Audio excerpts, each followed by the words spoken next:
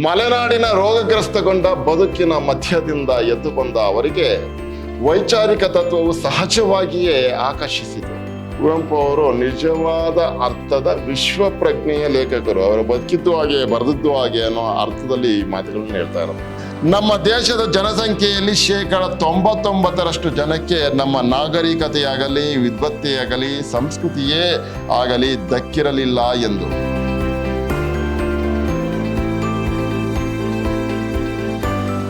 ಎಲ್ಲರಿಗೂ ನಮಸ್ಕಾರ. ನಾನು ವೆಂಕಟೇಶ್ ಕವಿ, ಕನ್ನಡ ಸಹಾಯಕ ಪ್ರಾಧ್ಯಾಪಕ, ವಿದ್ಯಾಶ್ರಮ ಪ್ರಥಮ ದರ್ಜೆ ಕಾಲೇಜು, ಮೈಸೂರು. ಪ್ರಿಯ ವಿದ್ಯಾರ್ಥಿ ಸ್ನೇಹಿತರೆ, ನಾನು ಮೈಸೂರು ವಿಶ್ವವಿದ್ಯಾನಿಲಯಕ್ಕೆ ಸಂಬಂಧಪಟ್ಟ ಹಾಗೆ 4ನೇ ಚತುರ್ಮಾಸದ BCA ಮಕ್ಕಳು ಇಟ್ಟಿರುವಂತಹ ಕನ್ನಡ ಭಾಷಾ ಪಠ್ಯದಲ್ಲಿ ನಮ್ಮ ರಾಷ್ಟ್ರಕವಿ ಕುವೆಂಪು ಅವರು ಬರೆದಿರುವಂತಹ ಒಂದು ವಿಶೇಷವಾದಂತಹ ಗದ್ಯ ಲೇಖನ ಜನತಾ ಪ್ರಜ್ಞೆ ಮತ್ತು ವೈಚಾರಿಕ ಜಾಗೃತಿ ಅನ್ನುವಂಥ ಲೇಖನವನ್ನ ಕುರಿತು ಮಾತನಾಡೋನಿದ್ದೀನಿ. ಬನ್ನಿ, ಈ ತರದೊಂದು ವಿಶೇಷವಾದಂಥ ಲೇಖನವನ್ನ ಬರೆದುಕೊಟ್ಟಿರುವಂತ ನಮ್ಮ ಕುವೆಂಪು ಅವರ ಕಿರು ಪರಿಚಯವನ್ನ ಮಾಡ್ಕೊಳ್ಳೋಣ. ಕುವೆಂಪು ಅವರು 29/12/1904 ಚಿಕ್ಕಮಗಳೂರು ಜಿಲ್ಲೆ ಕೊಪ್ಪ ತಾಲೂಕಿನ ಹಿರೇಕೂಡಿಗೆ ಎಂಬಲ್ಲಿ ಜನಿಸಿದರು. ಇವರ ತಾಯಿ ಸೀತಮ್ಮ ಮತ್ತು ತಂದೆ ವೆಂಕಟಪ್ಪ ಗೌಡ.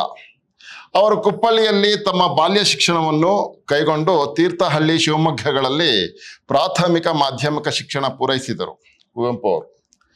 ಅನಂತರದ ವಿದ್ಯಾಭ್ಯಾಸಕ್ಕಾಗಿ ಮೈಸೂರಿಗೆ ಬಂದು ಇಲ್ಲಿನ ವೆಸ್ಲಿಯನ್ ಮಿಷನ್ ಆರ್ಡ್ವಿಕ್ ಹೈಸ್ಕೂಲ್ನಲ್ಲಿ ಪ್ರೌಢ ಶಿಕ್ಷಣ ಪಡೆದರು ನಮ್ಮ ಕುವೆಂಪು ಅವರು. ಮೈಸೂರಲ್ಲೂ ಕೂಡ ಇವರು ವಿದ್ಯಾಭ್ಯಾಸವನ್ನು ಮಾಡಿದರು.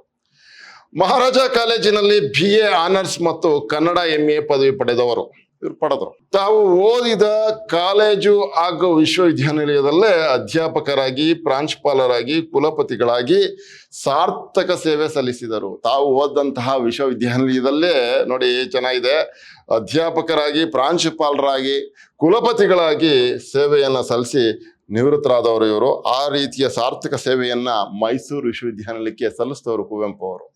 ಆಧುನಿಕ ಯುಗದ ಭಾರತೀಯ ಲೇಖಕರಲ್ಲಿ ಕುವೆಂಪು ಅಗ್ರಮಾನ್ಯ. ಇದು ಆಧುನಿಕ ಯುಗದಲ್ಲಿ ಕಂಡು ಬಂದಂತಹ ಲೇಖಕರಲ್ಲಿಯೇ ಇಡೀ ಭಾರತೀಯ ಸಾಹಿತ್ಯದ ಒಳಗಡೆನೆ ಲೆಕ್ಕ ಹಾಕಿದ್ರು ಕೂಡ ಅಗ್ರಮಾನ್ಯರಾಗ್ತಾರೆ ಕುವೆಂಪು ಅವರು. ಕಳೆದ 20ನೇ ಶತಮಾನದ ಕನ್ನಡ ಸಂಸ್ಕೃತಿಯು ಸೃಷ್ಟಿಸಿದ ದೊಡ್ಡ ಚಿಂತನಶೀಲ ವ್ಯಕ್ತಿತ್ವ ಅವರದು. ವಿಶೇಷವಾಗಿ ಅವರು ವೈಚಾರಿಕ ಪ್ರಜ್ಞೆಯ ಆರಾಧಕರು. ಕುವೆಂಪು ಅವರನ್ನ ನಾವು ಗುರುತಿಸ್ಕೊಳ್ಬೇಕಾದ್ರೆ ವೈಚಾರಿಕ ಪ್ರಜ್ಞೆಯ ಆರಾಧಕರು ಅಂತಾನೆ ಅವ್ರನ್ನ ಕರ್ಕೊಳ್ಬಹುದು. ಇವರಷ್ಟು ಪ್ರಖರ ವೈಚಾರಿಕ ಚಿಂತನೆಯನ್ನ ನಡೆಸ್ತವರು ಮತ್ತೊಬ್ಬರಿಲ್ಲ. ಮಲೆನಾಡಿನ ರೋಗಗ್ರಸ್ತಗೊಂಡ ಬದುಕಿನ ಮಧ್ಯದಿಂದ ಎದ್ದು ಬಂದ ಅವರಿಗೆ ವೈಚಾರಿಕ ತತ್ವವು ಸಹಜವಾಗಿಯೇ ಆಕರ್ಷಿಸಿತು. ಮಲೆನಾಡಲ್ಲಿದ್ದಂತಹ ರೋಗಗ್ರಸ್ತಗೊಂಡಂತಹ ಬದುಕಿನ ನಡುವೆ ಎದ್ದು ಬಂದ ಇವರಿಗೆ ನಮ್ಮೂರ್ನವ್ರೇನು ಹೀಗಿದ್ದಾರೆ, ಇಲ್ಲ ಅದಕ್ಕಿಂತಲೂ ಭಿನ್ನವಾದಂಥ ಒಂದು ಬದುಕಿದೆ, ಅವರು ಆ ರೀತಿ ಬದುಕ್ತಾ ಇರೋದು ತುಂಬಾ ನಿಕೃಷ್ಟವಾದಂಥ ಬದುಕು ಅಂತ ಹೇಳಿ ಯೋಚನೆ ಮಾಡಿ ವಿದ್ಯಾಭ್ಯಾಸದ ಮೂಲಕ ವೈಚಾರಿಕ ಚಿಂತನೆಯನ್ನ ದೃಢಪಡಿಸ್ಕೊಂಡವರು ಇವರು. ಅದನ್ನು ಅವರು ಇಲ್ಲಿ ಎಲ್ಲಾ ಜಂಜಡಗಳಿಂದ ಮನುಷ್ಯರನ್ನು ಬಿಡುಗಡೆಗೊಳಿಸುವ ಸಾಧನವಾಗಿ ಕಂಡರು. ವೈಚಾರಿಕ ಚಿಂತನೆ, ವೈಚಾರಿಕ ಜಾಗೃತಿಯನ್ನ ಅವರು ಜನರನ್ನ ಎಲ್ಲ ಜಂಜಡಗಳಿಂದ ಬಿಡುಗಡೆಗೊಳಿಸುವಂತಹ ಒಂದು ಶಕ್ತಿ ಅನ್ನುವ ಹಾಗೆ, ಸಾಧನ ಅನ್ನುವ ಹಾಗೆ ಕಂಡುಕೊಂಡ್ರು ಕುವೆಂಪು ಅವರು. ಅದು ಮಾತ್ರವೇ ನಮ್ಮನ್ನು ಅನಾದಿ ಕಾಲದಿಂದ ಹುರಿದು ಮುಕ್ಕುತ್ತಿರುವ ಮೇಲು ಕೀಳಿನ ವಿರುದ್ಧ ವಿವೇಕ ಮತ್ತು ಧೈರ್ಯವನ್ನು ಕಟ್ಟಿಕೊಡಬಲ್ಲದು ಎಂಬುದನ್ನು ಬಲವಾಗಿ ನಂಬಿದವರು. ನಮ್ಮನ್ನ ಬಹಳ ಹಿಂದಿನಿಂದನೂ ಕೂಡ ಮೇಲು ಕೀಳಿನ ವಿರುದ್ಧ ನಾವು ಗಟ್ಟಿಯಾಗಿ ನಿಲ್ಲೋದಕ್ಕೆ, ನಮ್ಮ ಧ್ವನಿಯನ್ನು ಹೆಚ್ಚಿಸ್ಕೊಳ್ಳೋದಕ್ಕೆ, ವಿವೇಕವನ್ನು ಕೊಡೋದಕ್ಕೆ, ಧೈರ್ಯವನ್ನು ಕಟ್ಕೊಡೋದಕ್ಕೆ ಆ ವೈಚಾರಿಕ ಪ್ರಜ್ಞೆ ಮಾತ್ರ ಸಾಧ್ಯ ಅನ್ನುವಂಥದ್ದನ್ನ ಅವರು ನಂಬಿಕೊಂಡಿದ್ರು. ಆದ್ದರಿಂದಲೇ ಅವರು ಭಾರತೀಯ ಸಾಹಿತ್ಯದ ಜೀವ ಚೈತನ್ಯವಾದ ವೈಚಾರಿಕ ಆಲೋಚನೆಯನ್ನು ಕನ್ನಡ ಭಾಷೆಯಲ್ಲಿ ಬಹಳ ದೂರದವರೆಗೆ ವಿಸ್ತರಿಸಿದರು. ಅವರ ಚಿಂತನೆಗಳಲ್ಲಿ ಪ್ರಕಟವಾಗುವ ಒಂದು ರೀತಿಯ ಸಾಮಾಜಿಕ ನ್ಯಾಯದ ಅಧ್ಯಾತ್ಮವು, ಎಷ್ಟು ಚೆನ್ನಾಗಿದೆ ನೋಡಿ, ಸಾಮಾಜಿಕ ನ್ಯಾಯದ ಅಧ್ಯಾತ್ಮವು ಈ ಹೊಸ ಚಿಂತನೆಯ ಒತ್ತಾಸೆಯಿಂದ ಮೂಡಿದ್ದಾಗಿದೆ. ಈ ಅರ್ಥದಲ್ಲಿ ಇವರನ್ನು ಆಧುನಿಕ ವೈಚಾರಿಕತೆಯ ಮೂಲಚೇತನ ಎಂದು ಕರೆಯಬಹುದು. ಈ ದೃಷ್ಟಿಯಿಂದ ಇವರನ್ನ ಆಧುನಿಕ ವೈಚಾರಿಕತೆಯ ಚೇತನ, ಮೂಲಚೇತನ ಅಂತ ಅಂದ್ಬಿಟ್ಟು ಕರಿಬಹುದು ಕುವೆಂಪು ಅವರನ್ನ ಅಂತೇಳಿ ಕನ್ನಡ ವಿಮರ್ಶಾ ಲೋಕದ ವಿದ್ವಾಂಸರು ಈಗೆಲ್ಲ ಮಾತಾಡ್ತಾ ಇದ್ದಾರೆ. ಕುವೆಂಪು ನಿಜವಾದ ಅರ್ಥದ ವಿಶ್ವಪ್ರಜ್ಞೆಯ ಲೇಖಕರು. ಕುವೆಂಪು ಅವರು ನಿಜವಾದ ಅರ್ಥದ ವಿಶ್ವ ಪ್ರಜ್ಞೆಯ ಲೇಖಕರು. ಅವರು ಬದುಕಿದ್ದು ಹಾಗೆ ಬರೆದಿದ್ದು ಹಾಗೆ ಅನ್ನೋ ಅರ್ಥದಲ್ಲಿ ಈ ಮಾತುಗಳನ್ನು ಹೇಳ್ತಾ ಇರೋದು. ಕನ್ನಡದಲ್ಲಿ ವಿಶ್ವ ಸಮಸ್ತವನ್ನು ಅಭಿವ್ಯಕ್ತಗೊಳಿಸಬೇಕೆಂಬ ಮಹಾ ಕನಸು ಅವರದಾಗಿತ್ತು. ಈ ದಿಕ್ಕಿನಲ್ಲಿ ಅವರು ಕನ್ನಡ ಭಾಷೆಯನ್ನು ಸಶಕ್ತಗೊಳಿಸಿದರು, ಗಟ್ಟಿ ಮಾಡಿದ್ರು ಅಂತ ಹೇಳ್ತಾ ಇರೋದು. ಕರುನಾಡ ಪರಿಸರವನ್ನು ಸೂಕ್ಷ್ಮಗೊಳಿಸಿದರು, ಕನ್ನಡಿಗರ ಸಂವೇದನೆಯನ್ನು ಆರೋಗ್ಯಪೂರ್ಣಗೊಳಿಸಿದರು. ಇದು ಬಹಳ ಮುಖ್ಯ. ಯಾವ್ದೇ ಆ ಸಂವೇದನೆ ಅನ್ನುವಂಥದ್ದು ಸೂಕ್ಷ್ಮವಾಗಿರಬೇಕು. ಹಾಗೆ ಸೂಕ್ಷ್ಮಗೊಳಿಸಿ ಕನ್ನಡದ ವಾತಾವರಣವನ್ನ ಕರ್ನಾಟಕದ ವಾತಾವರಣ ಸೂಕ್ಷ್ಮಗೊಳಿಸಿ ಕನ್ನಡಿಗರ ಸಂವೇದನೆಯನ್ನ ಆರೋಗ್ಯಪೂರ್ಣಗೊಳಿಸಿದ್ರಲ್ಲ, ಅದು ಇವ್ರ ವಿಶೇಷ. ಅಷ್ಟು ಮಾತ್ರವಲ್ಲ, ಕನ್ನಡ ಪ್ರಜ್ಞೆಯನ್ನು ವಿಸ್ತರಿಸಿ ವಿಶ್ವ ಪ್ರಜ್ಞೆಯಾಗಿಸಲು ನಿರಂತರ ಶ್ರಮಿಸಿದರು. ಕನ್ನಡ ಪ್ರಜ್ಞೆಯನ್ನ ವಿಸ್ತರಿಸಿ ವಿಶ್ವ ಪ್ರಜ್ಞೆಯಾಗಿಸಲು ನೋಡಿ, ಕನ್ನಡ ಪ್ರಜ್ಞೆಯನ್ನ ಇಟ್ಟುಕೊಂಡೇ ಆ ಕನ್ನಡ ಪ್ರಜ್ಞೆಯ ಮೂಲಕ ವಿಶ್ವ ಪ್ರಜ್ಞೆಯನ್ನ ಜಾಗೃತಗೊಳಿಸ್ಕೊಳ್ಳೋದಿದೆಯಲ್ಲ, ಅದು ಬಹಳ ವಿಶೇಷವಾದಂತಹ ನಿಯಮ ಅಥವಾ ತತ್ವ. ಅದಕ್ಕೋಸ್ಕರ ಇವರು ನಿರಂತರ ಶ್ರಮಿಸಿದರು. ಸರ್ವ ಜನರ ಸುಖಕ್ಕೆ ಅಡ್ಡಿಯಾಗಿರುವ ಅಂಶಗಳನ್ನು ದೂರ ಮಾಡಿ ಪ್ರತಿಯೊಬ್ಬರು ವಿಶ್ವ ಕುಟುಂಬಿಗಳಾಗಿ ಬದುಕಲು ಅಗತ್ಯವಾಗಿರುವ ವಾತಾವರಣಕ್ಕಾಗಿ ಇನ್ನಿಲ್ಲದಂತೆ ಹಂಬಲಿಸಿದರು ನಮ್ಮ ಕುವೆಂಪು. ಅವರಂತೆ ಲೋಕದ ಸರ್ವವನ್ನೂ ಒಳಗೊಳ್ಳಬೇಕೆಂಬ ಜಾಗತಿಕ ಪ್ರಜ್ಞೆಯ ಹಸಿವಿನಿಂದ ಸಾಹಿತ್ಯ ಕಲೆಯನ್ನು ದುಡಿಸಿಕೊಂಡವರು ವಿರಳ. ಇವರ ಹಾಗೆ ಲೋಕದ ಸರ್ವವನ್ನೂ ಒಳಗೊಳ್ಳಬೇಕೆಂಬ ಜಾಗತಿಕ ಪ್ರಜ್ಞೆಯ ಹಸಿವಿನಿಂದ ಸಾಹಿತ್ಯ ಕಲೆಯನ್ನು ದುಡಿಸಿಕೊಂಡವರು ತುಂಬಾ ವಿರಳ, ಕಡಿಮೆ ಜನ.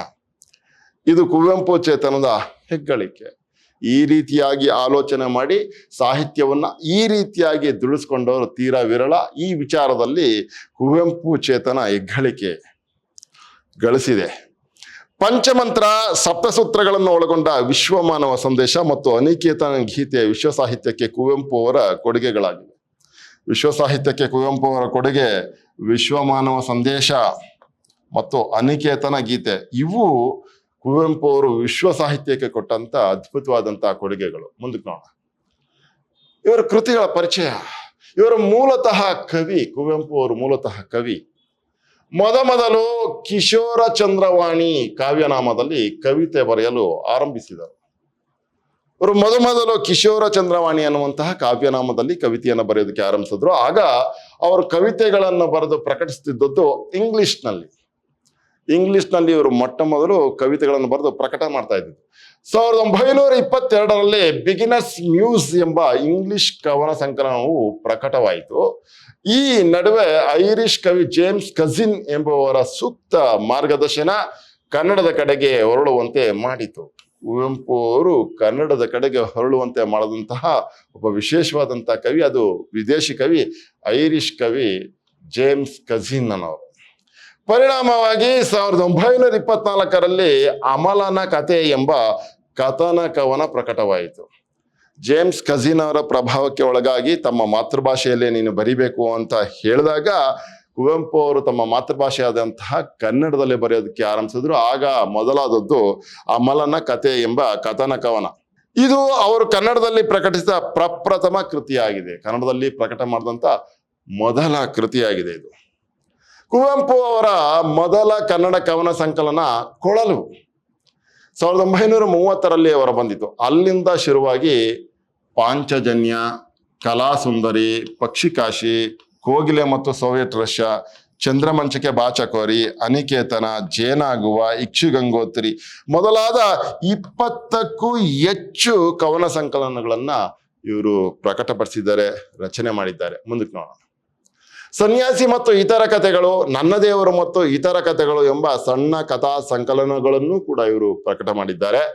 ಅದರಲ್ಲಿ ಜಲಗಾರ ಅನ್ನುವಂಥ ನಾಟಕ, ಶೂದ್ರ ತಪಸ್ವಿ ಅನ್ನುವಂಥ ನಾಟಕ, ಸ್ಮಶಾನ ಕುರುಕ್ಷೇತ್ರಂ ಅನ್ನುವಂಥ ನಾಟಕ, ಬೆರಳ್ಗೆ ಕೊರಳ್ ಅನ್ನುವಂಥ ನಾಟಕ, ರಕ್ತಾಕ್ಷಿ ಅನ್ನುವಂಥ ನಾಟಕ, ಬಿರುಗಾಳಿ, ಮಹಾರಾತ್ರಿ ಅನ್ನುವಂಥ 14 ನಾಟಕಗಳನ್ನ ಬರೆದು ಕನ್ನಡ ಜನಮಾನಸದಲ್ಲಿ ಚಿರಸ್ಥಾಯಿಯಾಗಿ ಉಳಿದಿದ್ದಾರೆ ನಮ್ಮ ಕುವೆಂಪು ಅವರು. ಜಲಗಾರ, ಶೂದ್ರ ತಪಸ್ವಿ, ಸ್ಮಶಾನ ಕುರುಕ್ಷೇತ್ರಂ, ಬೆರಳ್ಗೆ ಕೊರಳ, ರಕ್ತಾಕ್ಷಿ, ಬಿರುಗಾಳಿ, ಮಹಾರಾತ್ರಿ ಅನ್ನುವಂಥ ಇನ್ನೂ ಮುಂತಾದಂತಹ 14 ನಾಟಕಗಳನ್ನು ಇವರು ಬರೆದವರು. ಕಾನೂರು ಹೆಗ್ಗಡತಿ ಮತ್ತು ಮಲೆಗಳಲ್ಲಿ ಮದುಮಗಳು 2 ಮಹಾ ಕಾದಂಬರಿಗಳು ಕುವೆಂಪು ಅವರು. ಕಾನೂರು ಹೆಗ್ಗಡತಿ ಮತ್ತು ಮಲೆಗಳಲ್ಲಿ ಮದುಮಗಳು. ಚಿತ್ರಾಂಗದ ಎಂಬ ಖಂಡಕಾವ್ಯವನ್ನು ಬರೆದಿದ್ದಾರೆ. ಸ್ವಾಮಿ ವಿವೇಕಾನಂದ, ರಾಮಕೃಷ್ಣ ಪರಮಹಂಸ ಅನ್ನುವಂಥ ಈ ಸ್ವಾಮಿ ವಿವೇಕಾನಂದರು ಮತ್ತು ರಾಮಕೃಷ್ಣ ಪರಮಹಂಸರ ಜೀವನ ಚರಿತ್ರೆಗಳನ್ನು ಕೂಡ ಇವರು ಬರೆದಿದ್ದಾರೆ. ನೆನಪಿನ ದೋಣಿಯಲ್ಲಿ ಹೆಸರಿನ ಆತ್ಮಚರಿತ್ರೆ ಓದಿದ್ದಾರೆ. ಇವರ ನೆನಪಿನ ದೋಣಿಯಲ್ಲಿ ಆತ್ಮಚರಿತ್ರೆಯನ್ನ ಓದಿದ್ರೆ ಒಂದು ಅದ್ಭುತವಾದಂಥ ವ್ಯಕ್ತಿತ್ವ ರೂಪುಗೊಳ್ಳಿಕ್ಕೆ ಸಾಧ್ಯ ಇದೆ ಅಂತ ಅಂದ್ಬಿಟ್ಟು ಕನ್ನಡ ವಿಮರ್ಶಾ ಲೋಕ ಹೇಳುತ್ತೆ. ಅದು 100% ಸತ್ಯ. ಅಷ್ಟು ಅದ್ಭುತವಾಗಿ ಇವರು ತಮ್ಮ ಆಟೋಬಯೋಗ್ರಫಿ ಆತ್ಮಚರಿತ್ರೆಯನ್ನ ಬರೆದಿದ್ದಾರೆ. ನೆನಪಿನ ದೋಣಿಯಲ್ಲಿ ಎನ್ನುವಂತ ಹೆಸರಿನಲ್ಲಿ. ಬೊಮ್ಮನಹಳ್ಳಿಯ ಕಿಂದರಿ ಜೋಗಿ, ಮೋಡಣ್ಣನ ತಮ್ಮ, ನರಿಗಳಿಗೇಕೆ ಕೋಡಿಲ್ಲ ಇತ್ಯಾದಿ ಮಕ್ಕಳ ಬರಹವನ್ನು ಕೂಡ ಕುವೆಂಪು ಅವರು ಬರೆದಿದ್ದಾರೆ. ತಪೋನಂದನ, ವಿಭೂತಿ ಪೂಜೆ, ದ್ರೌಪದಿಯ ಶ್ರೀಮುಡಿ, ರಸೋವೈಸಹ ಮೊದಲಾದ ಸಾಹಿತ್ಯ ಮೀಮಾಂಸೆಯ ಕೃತಿಗಳನ್ನು ಕೂಡ ಕುವೆಂಪು ಅವರು ಬರೆದಿದ್ದಾರೆ. ಹೀಗೆ ಕುವೆಂಪು 70ಕ್ಕೂ ಹೆಚ್ಚು ಸಾರ್ವಕಾಲಿಕ ಮೌಲ್ಯವುಳ್ಳ ಯಾವ ಕಾಲಕ್ಕೂ ಮೌಲ್ಯವುಳ್ಳ ಕೃತಿಗಳನ್ನ 70 ಕೃತಿಗಳನ್ನ ಬರೆದಿದ್ದಾರೆ. ಕನ್ನಡಕ್ಕೆ ಕೊಡುಗೆಯಾಗಿ ನೀಡಿದ್ದಾರೆ ಈ ಕೃತಿಗಳನ್ನ. ಈ ಸಂಬಂಧ ಅವರು ಕನ್ನಡ ಸಾಹಿತ್ಯದ ಬಹುಪಾಲು ಎಲ್ಲ ಪ್ರಕಾರಗಳಲ್ಲೂ ಪ್ರಯೋಗ ಮಾಡಿರುವುದು ದಾಖಲಾರ್ಹ ಸಂಗತಿಯಾಗಿದೆ. ಅದರಲ್ಲೂ ಆಧುನಿಕ ಕನ್ನಡದ ಮೊಟ್ಟ ಮೊದಲ ಮಹಾಕಾವ್ಯ ಎನಿಸಿರುವ ಶ್ರೀ ರಾಮಾಯಣ ದರ್ಶನಂ ಮಹಾಛಂದಸ್ಸಿನಲ್ಲಿ ಪ್ರಾಯೋಗಿಕವಾಗಿ ರಚನೆಗೊಂಡು ಶ್ರೇಷ್ಠ ದಾರ್ಶನಿಕ ಕೃತಿ ಅಂತ ಅನಿಸಿದೆ. ಆಧುನಿಕ ಕನ್ನಡ ಸಾಹಿತ್ಯದಲ್ಲಿ ಮೊಟ್ಟ ಮೊದಲ ಮಹಾಕಾವ್ಯ ಅಂತ ಹೇಳುವ ಹೆಸರಿಗೆ ಪಾತ್ರವಾಗಿದೆ ಕುವೆಂಪು ಅವರು ರಚನೆ ಮಾಡಿರುವಂತ ಶ್ರೀ ರಾಮಾಯಣ ದರ್ಶನಂ ಅನ್ನುವಂತಹ ಈ ಕೃತಿಯನ್ನ ಮಹಾಛಂದಸ್ಸಿನಲ್ಲಿ ಕುವೆಂಪು ಅವರು ರಚನೆ ಮಾಡಿದ್ದಾರೆ. ಮುಂದಕ್ಕೆ ನೋಡೋಣ.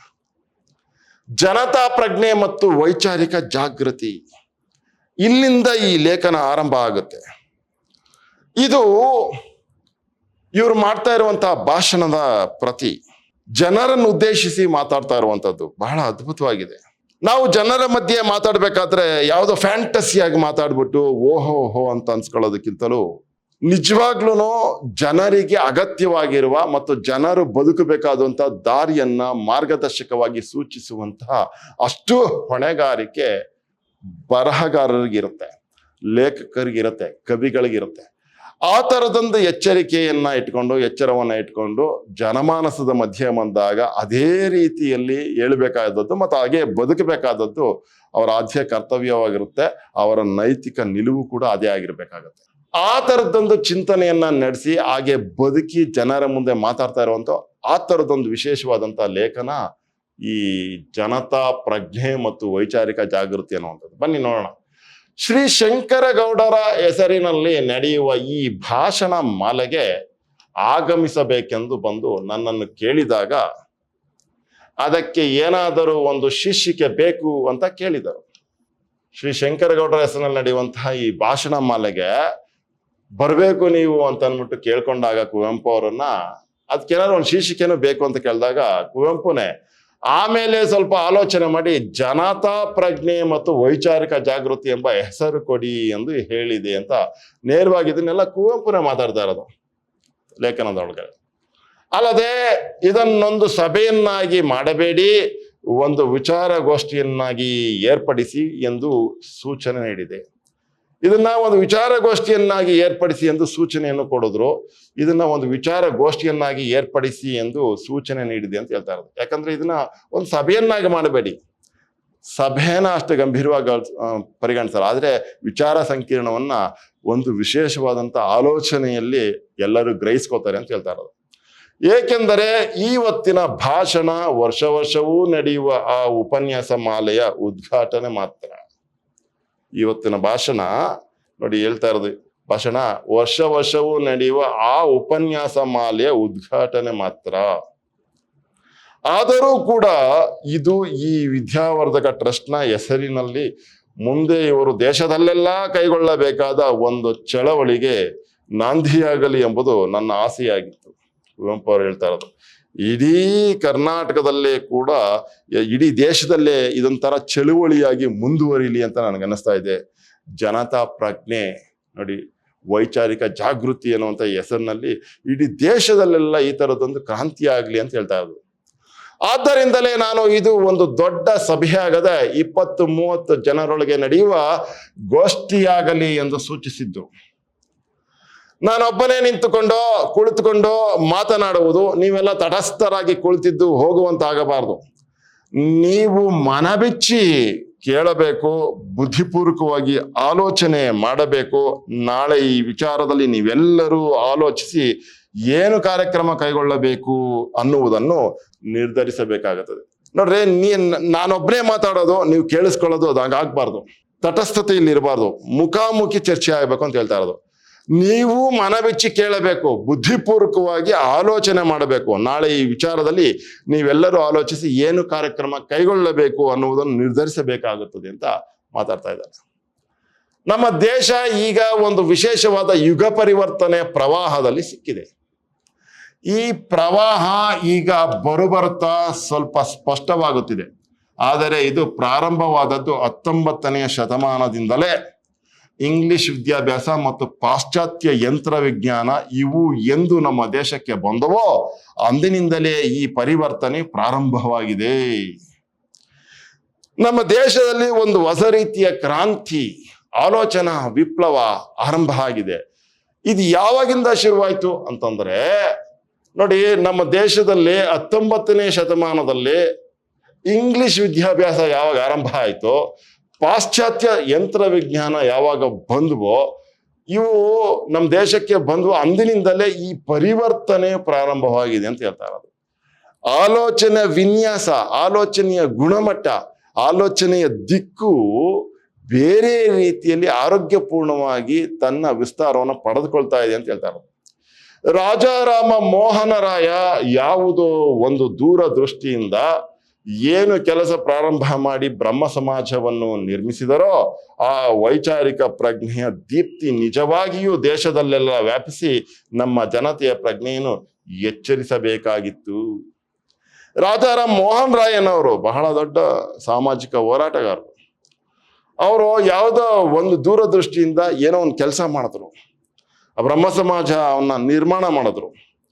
ಆ ವೈಚಾರಿಕ ಪ್ರಜ್ಞೆಯ ದೀಪ್ತಿ ನಿಜವಾಗಿಯೂ ದೇಶದಲ್ಲೆಲ್ಲ ವ್ಯಾಪಿಸಿ ನಮ್ಮ ಜನತೆಯ ಪ್ರಜ್ಞೆಯನ್ನ ನಿಜವಾಗ್ಲೂ ಎಚ್ಚರಿಸಬೇಕಾಗಿತ್ತು. ಆದರೆ ಆ ಮಟ್ಟದಲ್ಲಿ ಅಷ್ಟು ಜನತೆಯನ್ನ ಅದು ಎಚ್ಚರಿಸಲಿಲ್ಲ. ಆದರೆ 3-4 ಸಾವಿರ ವರ್ಷಗಳಿಂದ ನಮ್ಮನ್ನು ಆಳುತ್ತಾ ಬಂದಿರುವ ಒಂದು ಸಂಪ್ರದಾಯ ಭಾರ ಇದೆಯಲ್ಲ, ಅದು ಈ ಪ್ರಜ್ಞೆಗೆ ಎದುರಾಗಿ ನಿಂತು ಅದರ ಪ್ರಗತಿಯನ್ನು ಕುಂಠಿಸಿತು.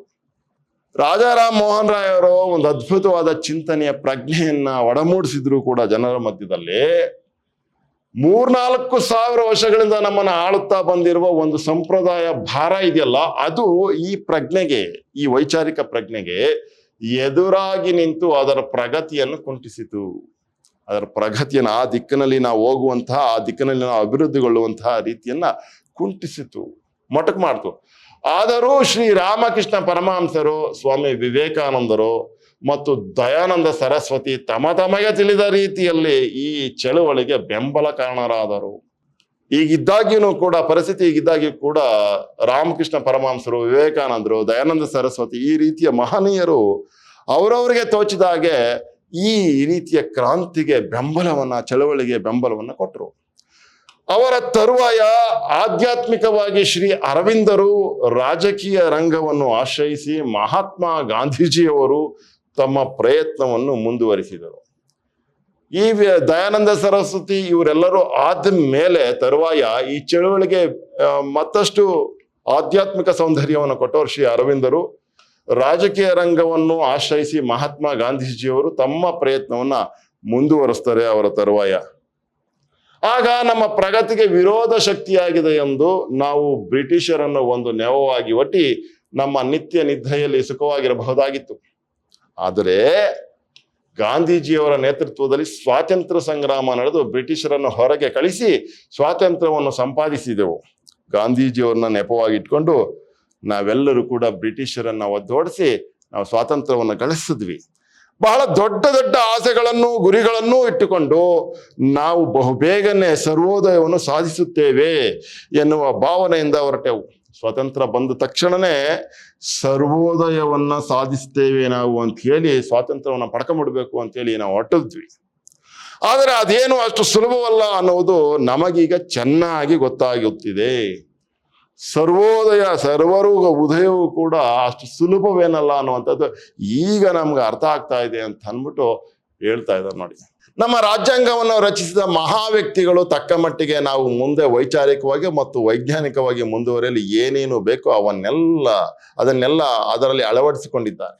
ನಿಜ, ನಮ್ಮ ರಾಜ್ಯಾಂಗವನ್ನು ರಚಿಸಿದ ಮಹಾ ವ್ಯಕ್ತಿಗಳಿದ್ದಾರಲ್ಲ, ಅವರು ತಕ್ಕ ಮಟ್ಟಿಗೆ ನಾವು ಮುಂದೆ ವೈಚಾರಿಕವಾಗಿ ಮತ್ತು ವೈಜ್ಞಾನಿಕವಾಗಿ ಮುಂದುವರಿಯಲು ಏನೇನು ಬೇಕೋ ಅದನ್ನೆಲ್ಲ ಅದರಲ್ಲಿ ಅಳವಡಿಸಿಕೊಂಡಿದ್ದಾರೆ. ಯಾವುದರಲ್ಲಿ ಅಂದರೆ ರಾಜ್ಯಾಂಗದ ಒಳಗಡೆ ನಮಗೆ ಬೇಕಾಗಿರುವಂತಹ ಆ ವೈಜ್ಞಾನಿಕವಂತಹ ಬುದ್ಧಿಯನ್ನು ಅದರೊಳಗಡೆ ಅಳವಡಿಸಿದ್ದಾರೆ ಅಂತ. ಆದರೆ ಪುನಃ ನಾನು ಹೇಳಿದ ಹಾಗೆ 3-4 ಸಾವಿರ ವರ್ಷಗಳಿಂದ ಯಾವುದೋ ಒಂದು ಸಂಪ್ರದಾಯದ ಮಹಾಪ್ರವಾಹದಲ್ಲಿ ಸಿಕ್ಕಿರುವ ನಮ್ಮ ಜನತಾ ಪ್ರಜ್ಞೆ ಅಷ್ಟು ಸುಲಭವಾಗಿ ಪರಿವರ್ತನೆಗೊಳ್ಳುವುದಕ್ಕೆ ಸಾಧ್ಯವಾಗಿಲ್ಲ. ಈ ಜನತಾ ಪ್ರಜ್ಞೆಯನ್ನ ವೈಚಾರಿಕ ಜಾಗೃತಿಯ ಕಡೆ ತಿರುಗಿಸೋದಿದೆಯಲ್ಲ, ಅದು ಅಷ್ಟು ಸುಲಭದ ಮಾತಲ್ಲ. ಯಾಕೆ ಅಂದ್ರೆ 3-4 ಸಾವಿರ ವರ್ಷಗಳಿಂದ ಯಾವುದೋ ಒಂದು ಸಂಪ್ರದಾಯದ ಪ್ರವಾಹದಲ್ಲಿ ಸಿಕ್ಕಾಕೊಂಡಿದ್ವಿ. ಸಾವಿರಾರು ವರ್ಷಗಳಿಂದ ಒಂದು ರೀತಿಯ ಜೀವನವನ್ನು ನಾವು ಸಾಗಿಸ್ಕೊಂಡ್ ಬಂದ್ಬಿಟ್ಟಿದ್ವಿ. ಅದ್ರೊಳಗಡೆ ನಾವು ಸಿಲುಕೋಗ್ಬಿಟ್ಟಿದ್ವಿ. ಈಗ ಹೊಸ್ದಾಗೇನೋ ಹೇಳಿದ್ರೆ ಆ ದಿಕ್ಕಿಗೆ ನಾವು ಪ್ರವೇಶ ಮಾಡೋದು ತುಂಬಾ ಕಷ್ಟ ಆಗುತ್ತೆ ಅಂತ ಹೇಳ್ತಾ ಇರೋದು. ಅಷ್ಟು ಸುಲಭವಾಗಿ ಪರಿವರ್ತನೆಗೊಳ್ಳುವುದಕ್ಕೆ ಸಾಧ್ಯವಾಗಿಲ್ಲ. ನೋಡಿ, ಆ ಸಂಪ್ರದಾಯದ ವಿಚಾರದಲ್ಲಿ ನಾವೆಲ್ಲ ಬಹಳ ಹೆಮ್ಮೆ ಪಟ್ಟುಕೊಳ್ಳುತ್ತಿದ್ದೇವೆ. ಹಾಗೆ ಬರ್ತಾ ಇರುವಂತಹ ಸಂಪ್ರದಾಯವನ್ನ ಕುರಿತುವಾಗಿ ನಾವು ಬಹಳ ಹೆಮ್ಮೆಯನ್ನು ಪಟ್ಕೋತಾ ಇದ್ದೀವಿ. ವೇದ ಉಪನಿಷತ್ತುಗಳಿಂದ ಬಂದಿದೆ ನಮ್ಮ ಧರ್ಮ, ಸನಾತನ ಧರ್ಮ. ಎಂತೆಂತಹ ದೊಡ್ಡ ದೊಡ್ಡ ಋಷಿಗಳು ಆಗಿ ಹೋಗಿದ್ದಾರೆ ಎಂದು ಇವರೆಲ್ಲರೂ ನಾವು ಹುಡುಗರಾಗಿದ್ದಾಗಿನಿಂದಲೂ ಹೇಳುತ್ತಾ ಬಂದು, ಅಯ್ಯೋ ನಮ್ಮ ಧರ್ಮ ದೊಡ್ಡದು, ವೇದ ಉಪನಿಷತ್ತುಗಳಿಂದ ಬಂದಿದೆ, ನಮ್ಮ ಧರ್ಮ ಸನಾತನ ಧರ್ಮ, ಎಂತೆಂತಹ ದೊಡ್ಡ ದೊಡ್ಡ ಋಷಿಗಳು ಆಗಿ ಹೋಗಿದ್ದಾರೆ ಎಂದು ಅವರಿವರೆಲ್ಲರೂ ಬೇಕಾದಂಗೆಲ್ಲ ಹೇಳ್ತಾ ಇದ್ರು. ಹಾಗೆ ಹೇಳ್ತಾ ಇರೋ ಮಾತುಗಳಿಂದ ನಾವು ಚಿಕ್ಕನ್ನಿಂದನೂ ಕೇಳಿಸ್ಕೊಂಡೇ ಬಂದಿದ್ದೀವಿ. ಅದನ್ನು ನಾವು ನಂಬುತ್ತಾ ಬಂದಿದ್ದೇವೆ. ನಾವು ಅದನ್ನು ಬಹಳ ಶ್ರದ್ಧೆಯಿಂದ ಒಪ್ಪಿ ನಂಬಿ ಹೆಮ್ಮೆ ಪಟ್ಟುಕೊಳ್ಳುತ್ತಿದ್ದುದು ಉಂಟು. ಹಾಗೆ ದೊಡ್ಡವರು ಅಯ್ಯೋ ನಮ್ಮ ದೇಶ ಹಾಗೆ ಹೀಗೆ ಹಿಂಗೆ ಅಂತ ಎಲ್ಲ ಹೇಳ್ತಾ ಇದ್ದಾಗ ಅದನ್ನ ಹೆಮ್ಮೆಯಿಂದ ಹೌದಾ ಅಂತ ಅಂದ್ಬಿಟ್ಟು ನಾವು ಜಂಬ ಪಟ್ಕೋತಾ ಇದ್ದಿದ್ದು, ಹೆಮ್ಮೆ ಪಟ್ಕೋತಾ ಇದ್ದಿದ್ದು, ಗರ್ವ ಪಟ್ಕೋತಾ ಇದ್ದಿದ್ದು ಉಂಟು. ಆದರೆ ಆ ಹೆಮ್ಮೆ ಒಂದು ದೇಶಾಭಿಮಾನ ಎನ್ನುವ ದೃಷ್ಟಿಯಿಂದ ಶ್ಲಾಘನೀಯವಾದರೂ ನಮ್ಮ ಜನತೆಯ ಪ್ರಗತಿಯ ದೃಷ್ಟಿಯಿಂದ ಅದು ಇಂದು ಸ್ವಲ್ಪ ತೀವ್ರವಾಗಿಯೇ ಪ್ರತಿಭಟನೆ ಪಡೆದು ಪರಿವರ್ತನೆ ಹೊಂದಬೇಕಾಗಿದೆ. ನೋಡಿ, ಆ ಥರದ್ದೊಂದು ಪ್ರಜ್ಞೆ ಇದೆಯಲ್ಲ ನಮ್ಮ ಪೂರ್ವಿಕರಿಂದ ಬಂದದ್ದು ನಿಜ. ಒಂದು ದೇಶಾಭಿಮಾನ ಎನ್ನುವ ದೃಷ್ಟಿಯಿಂದ ಶ್ಲಾಘನೀಯವಾದರೂ ಅದು ನಮ್ಮ ಜನತೆಯ ಪ್ರಗತಿಯ ದೃಷ್ಟಿಯಿಂದ ಅದು ಇಂದು ಸ್ವಲ್ಪ ತೀವ್ರವಾಗಿಯೇ ಪ್ರತಿಭಟನೆ ಪಡೆದು ಪರಿವರ್ತನೆ ಹೊಂದಬೇಕಾಗಿದೆ. ಜನತೆಯ ಪ್ರಗತಿಯ ದೃಷ್ಟಿಯಿಂದ ಒಂದು ತೀವ್ರವಾದ ಪ್ರತಿಭಟನೆಯನ್ನ ಪಡೆದುಕೊಂಡು ಬದಲಾಗಬೇಕಾದಂತ ಅನಿವಾರ್ಯತೆ ಇದೆ ಅಂತ ಹೇಳ್ತಾರೆ. ಸ್ವಾತಂತ್ರ್ಯ ಬಂದು 27 ವರ್ಷಗಳಷ್ಟು ಕಾಲ ಆದ ಮೇಲೂ ಕೂಡ ನಮ್ಮ ದೇಶದಲ್ಲಿ ಸಾಧಾರಣ ಓದು ಬರಹ ಬರುವ ಜನರ ಸಂಖ್ಯೆಯು ಅತ್ಯಂತ ಅಲ್ಪವಾಗಿದೆ. ಸ್ವತಂತ್ರ ಬಂದು 27 ವರ್ಷ ಆದ್ಮೇಲೂ ಪೂರ್ಣ ವಿದ್ಯಾಭ್ಯಾಸ ಸಿಕ್ಕಿರಲಿಲ್ಲ ಇಡೀ ದೇಶಕ್ಕೆ. ಸ್ವತಂತ್ರ ಬಂದ ಮೇಲೆ ನಮಗೆ ಏನು ನಮ್ಮ ನಾಡು ಸುವರ್ಣ ಯುಗ ಆಗೋಗುತ್ತೆ, ಸುವರ್ಣ ನಾಡಾಗೋಗುತ್ತೆ ಅಂತೆಲ್ಲ ಏನು ಕನಸು ಕಂಡ್ಕೊತಾ ಇದ್ರು. ಸ್ವತಂತ್ರ ಬಂದ ಮೇಲೆ ಬ್ರಿಟಿಷರಿದ್ದ ಕಾಲದಲ್ಲೇ ವಿದ್ಯಾಭ್ಯಾಸ ಅನ್ನುವಂಥದ್ದು ಸೊಗಸಾಗಿತ್ತು. ಅವ್ರನ್ನ ಒಡೆದೋಡ್ಸಿದ ಮೇಲೆ ವಿದ್ಯಾಭ್ಯಾಸ ಅನ್ನುವಂಥದ್ದನ್ನು ನಾವು ಕಡ್ಡಾಯ ಮಾಡಲಿಲ್ಲ, ಏನು ಮಾಡಲಿಲ್ಲ. 27 ವರ್ಷ ಆಗಿದ್ರು ಕೂಡ ಪೂರ್ಣ ಶಿಕ್ಷಿತರಾಗಿರ್ಲಿಲ್ಲ ಇಡೀ ದೇಶದವರು. ಆದ ಮೇಲೂ ಕೂಡ ನಮ್ಮ ದೇಶದಲ್ಲಿ ಸಾಧಾರಣ ಓದು ಬರಹ ಬರುವ ಜನರ ಸಂಖ್ಯೆಯು ಅತ್ಯಂತ ಅಲ್ಪವಾಗಿದೆ. ಸಾಧಾರಣ ಓದು ಬರಹ ವಿದ್ವಾಂಸರಾಗೋದು ಅಂತಲ್ಲ, ಸ್ವತಂತ್ರ ಬಂದು 27 ವರ್ಷ ಆಗಿರೋ ಸಾಧಾರಣ ಓದು ಬರಹ ಬಲ್ಲವರ ಸಂಖ್ಯೆ ತೀರಾ ಕಡಿಮೆ ಇದೆ. 100ಕ್ಕೆ 20 ಎಂದರು ಹೆಚ್ಚಾಗುತ್ತದೆ. 100 ಜನದಲ್ಲಿ 20 ಜನ ಓದೋರೆ ಸುಮಾರಾಗಿ ಓದೋರೆ ಅಂತನೂ ಹೇಳಕ್ಕಾಗಲ್ಲ ಅಂತ ಹೇಳ್ತಾ ಇರೋದು. 20ನೇ ಶತಮಾನದ ಪ್ರಗತಿ ಯುಗದಲ್ಲಿಯೇ ಈಗಿರುವಾಗ ಅದಕ್ಕಿಂತ ಪ್ರಾಚೀನ ಪೂರ್ವದಲ್ಲಿ ನಮ್ಮ ದೇಶದಲ್ಲಿ ವಿದ್ಯೆಯ ಗಂಧ ಮಾತ್ರವಾದರೂ ಇದ್ದವರ ಸಂಖ್ಯೆ ಯಾವ ರೀತಿ ಇದ್ದಿರಬಹುದು ಸ್ವಲ್ಪ ಯೋಚನೆ ಮಾಡಿ. ನೋಡಿ ಹೆಂಗ್ ಹೇಳ್ತಾ ಇದ್ದಾರೆ, 20ನೇ ಶತಮಾನದ ಪ್ರಗತಿಯ ಯುಗದಲ್ಲಿಯೇ 20ನೇ ಶತಮಾನದಲ್ಲಿ ಬಹಳ ದೊಡ್ಡ ಪ್ರಗತಿ ಕ್ರಾಂತಿ ಆಗ್ತಾ ಇದೆ ಅಂತ ಹೇಳ್ತಾ ಇರೋ ಈ ಹೊತ್ತಿನಲ್ಲೇ ವಿದ್ಯೆಯನ್ನ ಪಡ್ಕೊಂಡವರು ಗಂಧ ಮಾತ್ರವೂ ಇದ್ದವರ ಸಂಖ್ಯೆ ಯಾವ ರೀತಿ ಇದ್ದಿರಬಹುದು ಸ್ವಲ್ಪ ಯೋಚನೆ ಮಾಡಿ ಅಂತ ಹೇಳ್ತಾನೆ. ಏನು ಅದರ ಅರ್ಥ?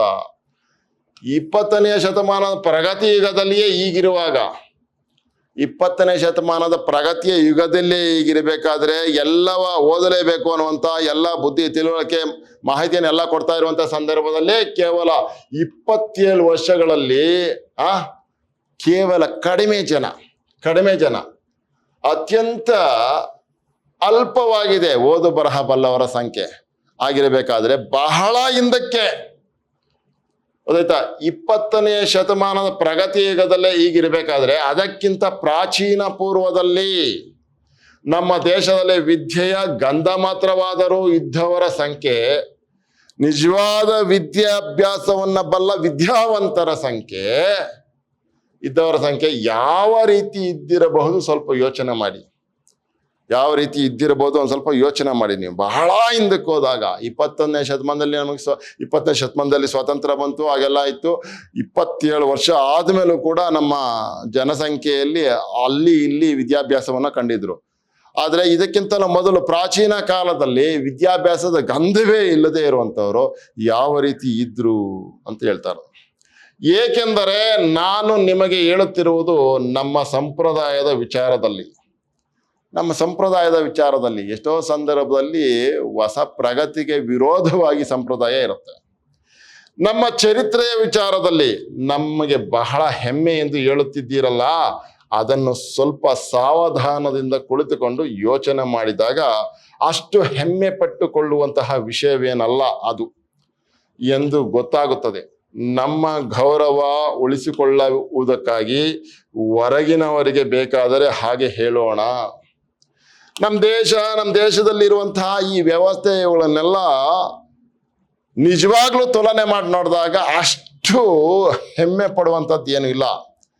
ಆದರೆ ಹೊರಗಿನವರು ನಮ್ಮ ದೇಶದ ಬಗ್ಗೆ ಇನ್ನಿಲ್ಲದ ವಿಶ್ವಾಸವನ್ನ, ಹೆಮ್ಮೆಯನ್ನ, ಗೌರವವನ್ನು ಪಟ್ಕೊಳ್ಳಿ ಅಂತ ಹೇಳಿ ಹೊರಗಿನವ್ರಿಗೆ ಮಾತ್ರ ಆ ವಿಷಯಗಳನ್ನ ಹೇಳೋಣ. ಆದರೆ ನಾವು ನಮ್ಮ ವಿಷಯದಲ್ಲಿ ನಮ್ಮ ಜನಗಳನ್ನ ಈ ವಿಷಯಗಳನ್ನ ಹೇಳ್ತಾ ಅವ್ರನ್ನ ಕುಂಠಿತಗೊಳಿಸೋದು ಬೇಡ. ನಾವು ಅಭಿವೃದ್ಧಿ ಹೊಂದಲೇಬೇಕು, ಆ ರೀತಿಯ ಚಿಂತನೆಯಿಂದ ನಾವು ಬೆಳಗಲೇಬೇಕು ಅಂತ ಹೇಳ್ತಾ ಇರೋದು. ಆದರೆ ನಮ್ಮಲ್ಲೇ ಕುರಿತು ಅದನ್ನು ಮಾತನಾಡುವಾಗ ನಮಗೆ ತಿಳಿಯುತ್ತದೆ ಅದು ನಾವು ಅಷ್ಟೇನು ಹೆಮ್ಮೆ ಪಟ್ಟುಕೊಳ್ಳುವಂತ ವಿಚಾರವಾಗಿಲ್ಲ ಎಂದು. ಹೌದು, ಪೂರ್ವಿಕರು ಸಾಧಿಸಿಕೊಟ್ಟಿರುವಂತಹ ಈ ಗತವೈಭವನ್ನೇ ಚಪ್ಪರ್ಸೋರಿದ್ದಾರಲ್ಲ, ಅದರಿಂದ ಏನು ಪ್ರಯೋಜನ ಇಲ್ಲ ಅನ್ನುವಂಥದ್ದು ನಾವೇ ಕುರಿತು ಯೋಚನೆ ಮಾಡುವಾಗ ಮಾತಾಡ್ಬೇಕಾದ್ರೆ ಗೊತ್ತಾಗತ್ತೆ. ನಾಗೇಗೌಡರು ಬರೆದಿರುವ ಪ್ರವಾಸಿ ಕಂಡ ಇಂಡಿಯಾ, ನಾಗೇಗೌಡರು ಬಹಳ ಒಂದು ವಿಶೇಷವಾದಂತಹ ಪುಸ್ತಕವನ್ನು ಬರೆದ್ರು, ಪ್ರವಾಸಿ ಕಂಡ ಇಂಡಿಯಾ ಅಂತ. ಆ ಸಂಪುಟಗಳು, ಪ್ರವಾಸಿ ಕಂಡ ಇಂಡಿಯಾ ಅನ್ನುವಂಥದ್ದು ಸಂಪುಟಗಳನ್ನು ನೀವು ಎಚ್ಚರಿಕೆಯಿಂದ ನೋಡುತ್ತಾ ಹೋದರೆ ನಿಮಗೆ ತಿಳಿಯುತ್ತದೆ. ಏನು, ನಮ್ಮ ದೇಶದ ಜನಸಂಖ್ಯೆಯಲ್ಲಿ 99% ಜನಕ್ಕೆ ನಮ್ಮ ನಾಗರಿಕತೆಯಾಗಲಿ, ವಿದ್ವತ್ತೆಯಾಗಲಿ, ಸಂಸ್ಕೃತಿಯೇ ಆಗಲಿ ದಕ್ಕಿರಲಿಲ್ಲ ಎಂದು. ಎಂಥ ವಿಶೇಷವಾದಂಥ ಮಾಹಿತಿ ರೀ, ದಂಗು ಬಡಿಸುವಂಥ ಮಾಹಿತಿ. ನಾಗೇಗೌಡರು ಬರೆದಿರುವಂತಹ ನಾಗೇಗೌಡರು ಬರೆದಿರುವಂತಹ ಪ್ರವಾಸಿ ಕಂಡ ಇಂಡಿಯಾದಲ್ಲಿ ಸಿಕ್ಕುವಂತ ಈ ಮಾಹಿತಿ ಏನು ಅಂತಂದ್ರೆ, ನೋಡಿ, ನೀವು ಎಚ್ಚರಿಕೆಯಿಂದ ನೋಡುತ್ತಾ ಹೋದರೆ ನಿಮಗೆ ತಿಳಿಯುತ್ತದೆ. ಏನು, ನಮ್ಮ ದೇಶದ ಜನಸಂಖ್ಯೆಯಲ್ಲಿ 99% ಜನಕ್ಕೆ ನಮ್ಮ ನಾಗರಿಕತೆಯಾಗಲಿ, ನಮ್ಮ ದೇಶದ ನಾಗರಿಕತೆಯಾಗಲಿ, ವಿದ್ವತ್ತೆಯಾಗಲಿ, ಸಂಸ್ಕೃತಿಯೇ ಆಗಲಿ ದಕ್ಕಿರಲಿಲ್ಲ. ಇತರ ಸಿಕ್ಕಿರ್ಲಿಲ್ಲ. ನಾಗರಿಕವಾಗಿ ಅವ್ರು ಬದುಕಕ್ಕಾಗಿರ್ಲಿಲ್ಲ, ವಿದ್ವತ್ಪೂರ್ಣವಾಗಿ ಬದುಕಕ್ಕಾಗಿರ್ಲಿಲ್ಲ, ಸಂಸ್ಕೃತಿ ಪೂರ್ಣವಾಗಿ ಬದುಕಕ್ಕಾಗಿರ್ಲಿಲ್ಲ. ಅವ್ರನ್ನೆಲ್ಲ ಬಹಳ ದೂರ ನಿಕೃಷ್ಟವಾಗಿ ನೋಡ್ಲಾಗ್ತಿತ್ತು. ಎಲ್ಲಿಯೋ 1-2 ಜನ ಮಾತ್ರ, ಯಾವುದೋ ಮೇಲುವರ್ಗದವರು ಮಾತ್ರ ಇರ್ತಿದ್ರು. ಕ್ಷಾತ್ರ ಇರತಕ್ಕಂಥವ್ರು ಕೆಲವರು, ಮೇಲುವರ್ಗದವರು ಕೆಲವರು, ಕ್ಷಾತ್ರ ಇರತಕ್ಕಂಥವ್ರು ಕೆಲವರು, ಬ್ರಾಹ್ಮ ಇರತಕ್ಕಂಥವರು ಕೆಲವರು ವಿದ್ಯಾರ್ಜನೆಗೆ ಅರ್ಹರೆನಿಸಿದ್ದರು. ಸ್ವಾತಂತ್ರ್ಯ ಬಂದಾಗ ಎಲ್ಲರೂ ವಿದ್ಯಾಭ್ಯಾಸಕ್ಕೆ ಅರ್ಹರು ಅಂತ ಅಂದ್ಬಿಟ್ಟು ನಿಗದಿಯಾಗಿರ್ಲಿಲ್ಲ. ಬ್ರಾಹ್ಮ ಇರೋರು ಕೆಲವರು ಇರ್ತಕ್ಕಂಥವ್ರು ಕೆಲವರು, ಕ್ಷಾತ್ರ ಇರತಕ್ಕಂಥವ್ರು ಕೆಲವರು, ಈ ರೀತಿಯ ಮೇಲ್ವರ್ಗದವರಿಗೆ ಮಾತ್ರ ವಿದ್ಯಾಭ್ಯಾಸ ದಕ್ಕಿತ್ತೆ ಹೊರತು ಸರ್ವರಿಗೂ ಸಿಕ್ಕಿರಲಿಲ್ಲ. ಉಳಿದವರಿಗೆ ಆಗ ಅಕ್ಷರ ವಿದ್ಯೆಯೇ ಇರಲಿಲ್ಲ.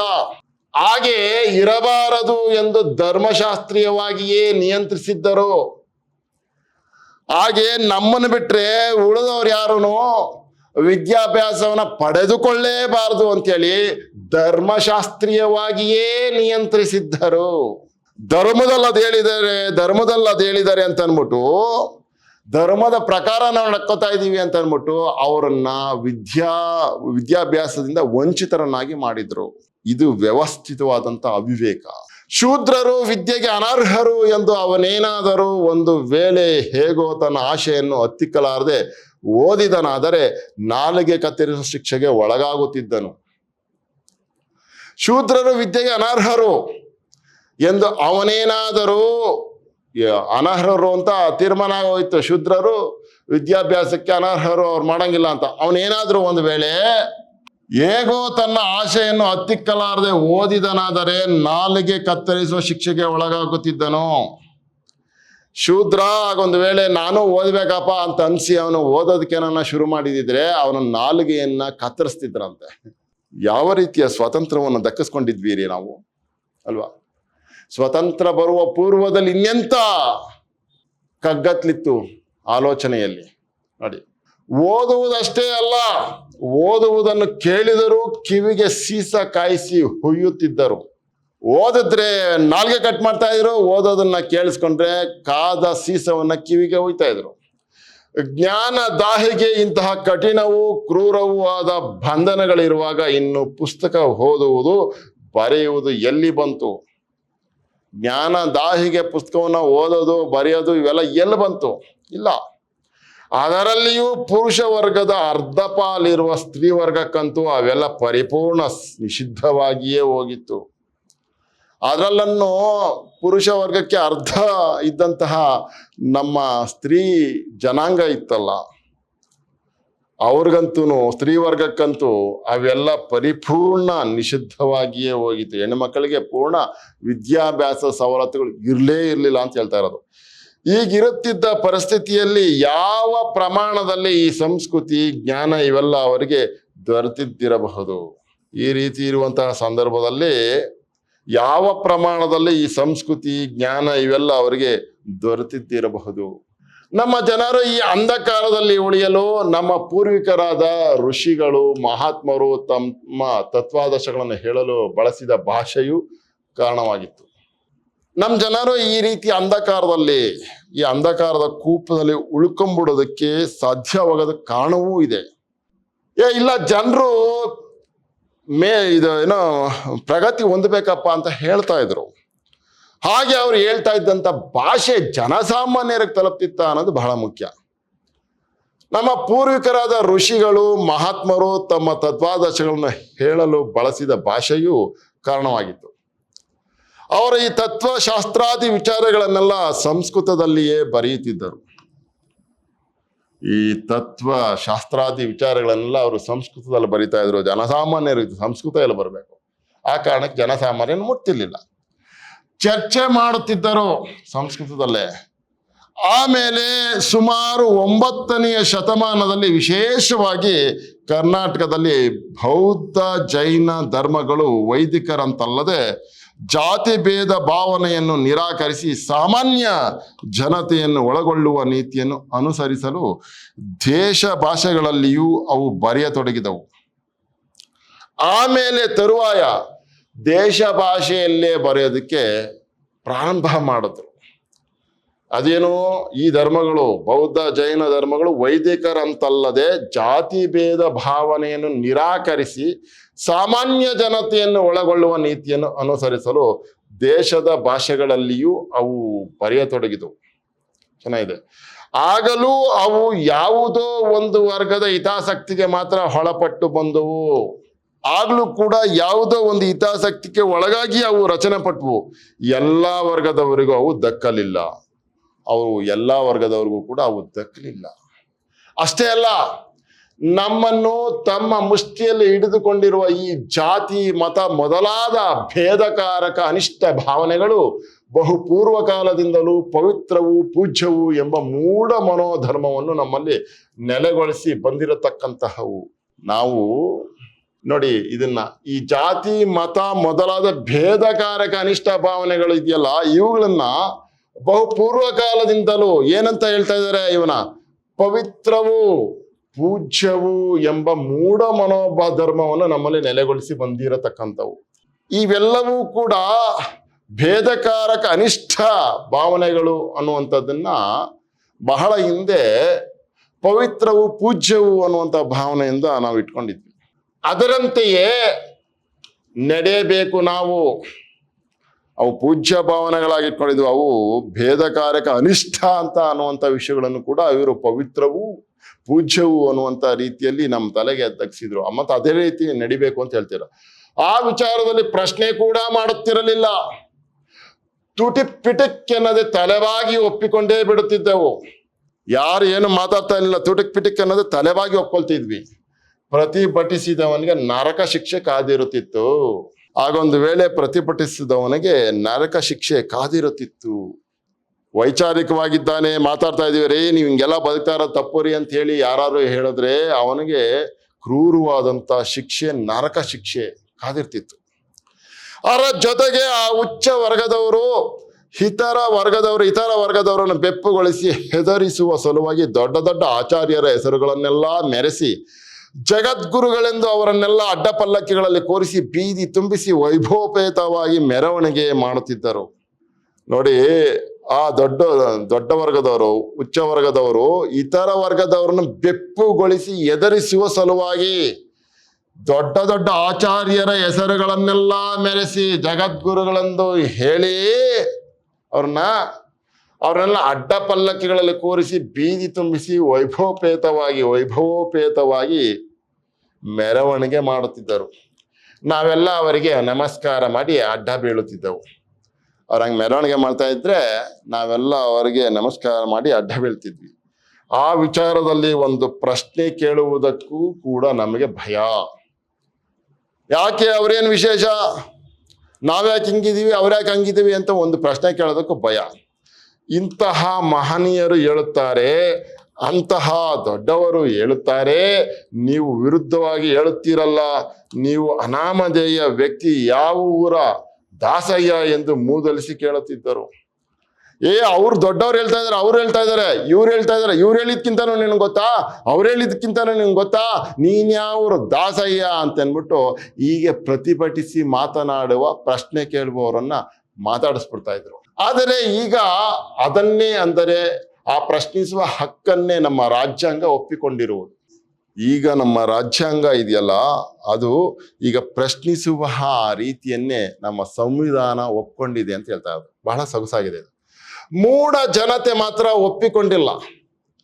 ಸಂಪ್ರದಾಯದ ಬಿಗಿಮಿಷ್ಟಿಯಲ್ಲಿ ಸಿಕ್ಕಿ ಹೆದರುತ್ತಿದೆ. ಆದರೆ ಇತ್ತೀಚೆಗೆ ಒಂದು ಶುಭಸೂಚನೆ, ರಾಜಕೀಯವಾಗಿ ಕೆಲವು ಘಟನೆಗಳೆಲ್ಲ ನಡೆದು ಸಾಮಾನ್ಯ ಜನರಿಗೂ ಈ ಹಕ್ಕು ಬಾಧ್ಯತೆಗಳೆಲ್ಲ ಬರಲೇಬೇಕು ಎಂಬ ಭಾವನೆಯಿಂದ ಕೆಲಸ ಸಾಗುತ್ತಾ ಇದೆ.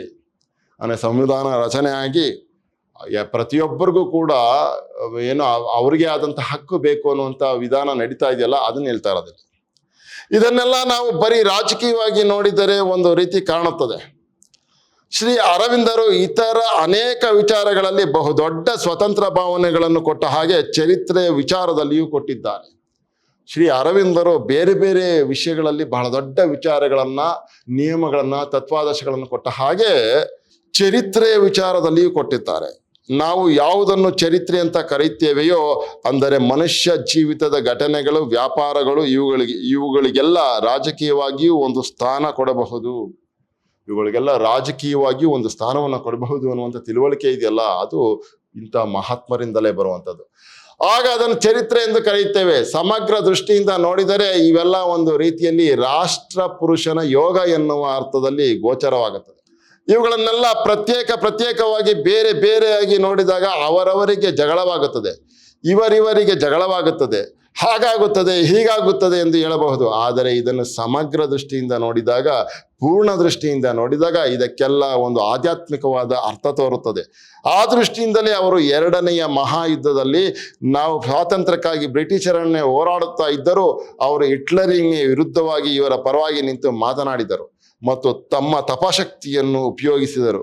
ಕಾರಣ ನೋಡಿ ಎಷ್ಟು ಚೆನ್ನಾಗಿದೆ. ಈ ರೀತಿಯ ವಿಶೇಷ ಸಿದ್ಧಾಂತಗಳನ್ನ ಜೀರ್ಣಿಸಿಕೊಳ್ಳೋದಿದೆಯಲ್ಲ, ಅದು ತುಂಬಾ ಕಷ್ಟದ ಸಂಗತಿ. ಸಮಗ್ರ ದೃಷ್ಟಿಯಿಂದ ನೋಡಿದರೆ ಇವೆಲ್ಲ ಒಂದು ರೀತಿಯಲ್ಲಿ ರಾಷ್ಟ್ರ ಪುರುಷನ ಯೋಗ ಎನ್ನುವ ಅರ್ಥದಲ್ಲಿ ಗೋಚರವಾಗುತ್ತದೆ. ಯಾರಿಗೂ ಸಮಗ್ರ ದೃಷ್ಟಿ, ಪರಿಪೂರ್ಣ ದೃಷ್ಟಿ ಅನ್ನುವಂಥದ್ದು ಇರಬೇಕು. ಆಗ ಒಬ್ಬ ಮಹಾ ವ್ಯಕ್ತಿ ಕೈಗೊಂಡಂತ ನಿರ್ಧಾರಗಳು ನಮಗೆ ಸ್ಪಷ್ಟವಾಗಿ ಅರ್ಥ ಆಗ್ತಾವೆ. ಇವುಗಳನ್ನೆಲ್ಲ ಪ್ರತ್ಯೇಕವಾಗಿ ಬೇರೆ ಬೇರೆಯಾಗಿ ನೋಡಿದಾಗ ಅವರವರಿಗೆ ಜಗಳವಾಗುತ್ತದೆ. ಪ್ರತ್ಯೇಕವಾಗಿ ವಿಂಗಡಿಸಿ ನೋಡೋದಲ್ಲ, ಪೂರ್ಣ ದೃಷ್ಟಿಯಿಂದ ನೋಡಬೇಕು ಅಂತ ಹೇಳ್ತಾ ಇರೋದು. ಇವರಿವರಿಗೆ ಜಗಳವಾಗುತ್ತದೆ, ಹಾಗಾಗುತ್ತದೆ ಹೀಗಾಗುತ್ತದೆ ಎಂದು ಹೇಳಬಹುದು, ಸರಿ. ಆದರೆ ಇದನ್ನು ಸಮಗ್ರ ದೃಷ್ಟಿಯಿಂದ ನೋಡಿದಾಗ, ಪೂರ್ಣ ದೃಷ್ಟಿಯಿಂದ ನೋಡಿದಾಗ ಇದಕ್ಕೆಲ್ಲ ಒಂದು ಆಧ್ಯಾತ್ಮಿಕವಾದ ಅರ್ಥ ತೋರುತ್ತದೆ. ಆ ದೃಷ್ಟಿಯಿಂದ ಅವರು ಎರಡನೆಯ ಮಹಾಯುದ್ಧದಲ್ಲಿ ನಾವು ಸ್ವಾತಂತ್ರ್ಯಕ್ಕಾಗಿ ಬ್ರಿಟಿಷರೊಡನೆ ಹೋರಾಡುತ್ತಾ ಇದ್ದರೂ ಅವರು ಹಿಟ್ಲರನಿಗೆ ವಿರುದ್ಧವಾಗಿ ಇವರ ಪರವಾಗಿ ನಿಂತು ಮಾತನಾಡಿದರು ಮತ್ತು ತಮ್ಮ ತಪಶಕ್ತಿಯನ್ನು ಉಪಯೋಗಿಸಿದರು. ಈ ಕಾರಣವಾಗಿ ಅಸುರಿ ಶಕ್ತಿಗಳು ದೈವಿ ಶಕ್ತಿಗಳು ಹೋರಾಡುವ ಕಾಲದಲ್ಲಿ ನಾವು ಅಸುರಿ ಶಕ್ತಿಯನ್ನು ಮರ್ದನ ಮಾಡದೇ ಇದ್ದ ಪಕ್ಷದಲ್ಲಿ ಅದು ಸಂಪೂರ್ಣವಾಗಿ ಬಹುಕಾಲ ದೈವಿ ಶಕ್ತಿಯನ್ನು ಅದುಮಿ ಇಟ್ಟುಕೊಳ್ಳುತ್ತದೆ ಅಂತ ಹೇಳ್ತಾ ಇರೋದು. ಅದಕ್ಕೋಸ್ಕರ ನಾವು ದೈವಿ ಶಕ್ತಿಗಳತ್ತ ನಿಲ್ಲಬೇಕು ಅಂತ ಹೇಳಿದರು. ಯಾವ್ದಾದ್ರೂ ಯುದ್ಧ ನಡೀತಾ ಇರ್ಬೇಕಾದ್ರೆ, ಯಾವ್ದಾದ್ರು ವಿಪ್ಲವ ನಡೀತಾ ಇರ್ಬೇಕಾದ್ರೆ ನಾವು ಯಾವುದರ ಪರವಾಗಿ ನಿಲ್ಲಬೇಕು ಅನ್ನುವಂಥದ್ದು ಬಹಳ ಮುಖ್ಯ ಆಗತ್ತೆ. ಆ ವಿಷಯವನ್ನು ಮಾತಾಡ್ತಾ ಇರೋದು.